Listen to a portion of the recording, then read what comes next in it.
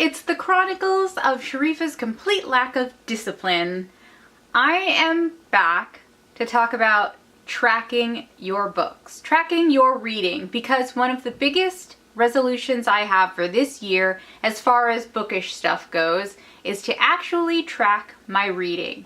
Now, I've met a lot of bookish people who talk to me about their tracking systems and the diaries they've kept of their reading over the many, many years that they have been heavy readers.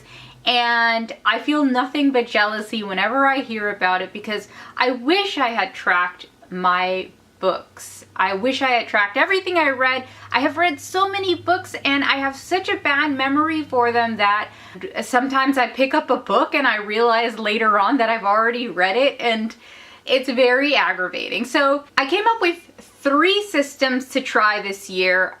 This is a complete experiment. I've never done it before, so I don't know what will stick. I know that using these 3 systems is going to be unsustainable for the whole year, because I don't want to end up spending more time tracking my reading than actually reading, which is a real problem. And probably the biggest reason I have not tracked my books even last year when I was working heavily in books, because I was afraid of losing all of my time that I could be spent reading to tracking my books, because these systems seem so complicated. So the first system is a spreadsheet system, and this is the one that I really thought would not work for me because it looked so intensive and so complicated. But I actually found this spreadsheet from Book Riot, where I work. One of our contributing editors does this spreadsheet every year, and she updated it, and I kept seeing it around, and it actually looked like something that would give you a lot of information at the end of the year about reading habits, and that is really kind of the incentive I needed to use something so intensive. So I decided to use this. I'll put a link to that spreadsheet as well. I'll put a link to it because I found it really useful. It is, I believe, what I'm probably going to end up sticking with through the end of the year. There are all sorts of columns with all sorts of information. You can track like how many pages per day you read once you put in your start and finish dates. And if you're doing the Read Harder Challenge, which is another Book Riot thing, you can write in whether the book completes a task for the challenge. You can figure out audiobook speed, like how long it took you to get through an audiobook, how many hours or minutes or whatever you read per day.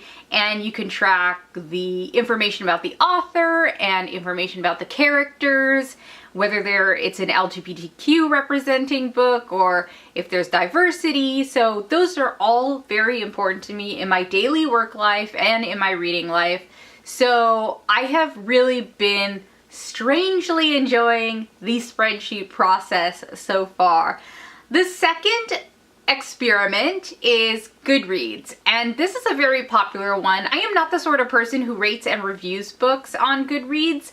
I have all sorts of feelings and issues with the ratings system on Goodreads, and I just can't bring myself to do it. So what I am literally doing with Goodreads right now is I am just putting in the books as I finish them. I'm trying to do the start and finish date with them, and I'm not even touching the, updating progress part where I put in my page count per day or whatever. That is just, I don't have the time for that.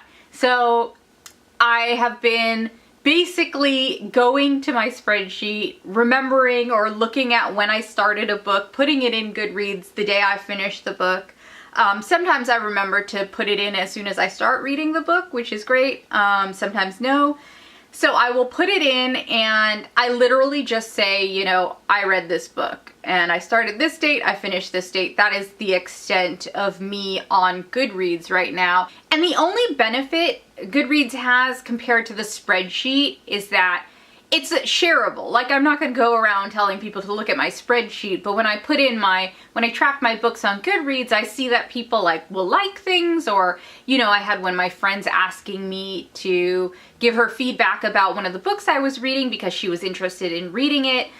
So that's the nice thing about using the Goodreads system. We'll see where it goes. I might add some more shelves and try to use the shelving system in a way that's, I could get maybe some more nuanced information about my reading habits at the end of the year. My third experiment is with a pseudo bullet journaling. It's a bullet journal inspired tracking system. So I just recently started bullet journaling, and I don't do it in the normal bullet journaling way where you see people's tasks and you see their day, their calendar planner and their bulleted task list or anything like that. That is not necessarily what my bullet journal looks like. My bullet journal is more of a comic booking sort of doodling bullet journal. So maybe I can't even call it a bullet journal, but I started it because I wanted to do bullet journaling. And now that I've started to do that, I figured I always need a creative outlet. I am never not looking for a creative outlet. Writing is my main creative outlet, but I also like to do art. So one thing I thought about for tracking my reading and also improving my recall memory with the books I'm reading, which is terrible. I have a really terrible recall memory, and I read this whole article recently about how the internet is to blame and how binge reading is to blame for our terrible recall memory with our reading. That's an Atlantic article. I'll link it here too. But so I'm trying to improve my recall memory so that I can actually talk about books I've read that maybe I've read a couple years ago. Obviously, this is looking way out in the future because I am so far only tracking books this year. But I figured one way to do that is maybe, doing something creative and doing a scrapbook for the books I've read. So that I'm doing something a little bit more involved after I read the book. Like if I had a quote I really liked, some people used to memorize quotes and things like that. I have never been that person, but you can write your quotes in the scrapbook. This one is for the Hazelwood, and I mean, there isn't I didn't do a ton of stuff, but I wrote some of the characters' names down, and I put in a quote I really liked, and I drew the little book Tales from the Hinterland. That was actually from the story because I thought that was a really cool concept, that whole thing. And yeah, I really enjoyed the process of scrapbooking this book. The only thing I think is that it takes, again, a lot of time. I think the only way it's gonna work is if I only do it for the books I really enjoyed. So I think that what I've decided is I'll choose my favorite book or my favorite 2 books that I read from the month, and then I'll scrapbook them. Because it's sort of like, if you're gonna do art and you're gonna get creative, why would you do it with something you thought was mediocre? Like if I read a book and I thought it was mediocre, I'm not gonna spend that extra time trying to get artistic and inspired about it. What's the point? So we'll see. I'll let you know what happens regardless. If I am a complete failure, I will let you know.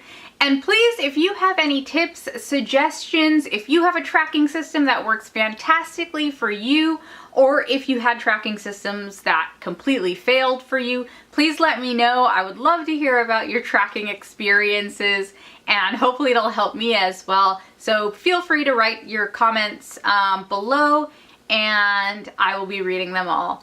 And until next time, I'll be back to talk about books I read in January and to talk about my favorite book of the month.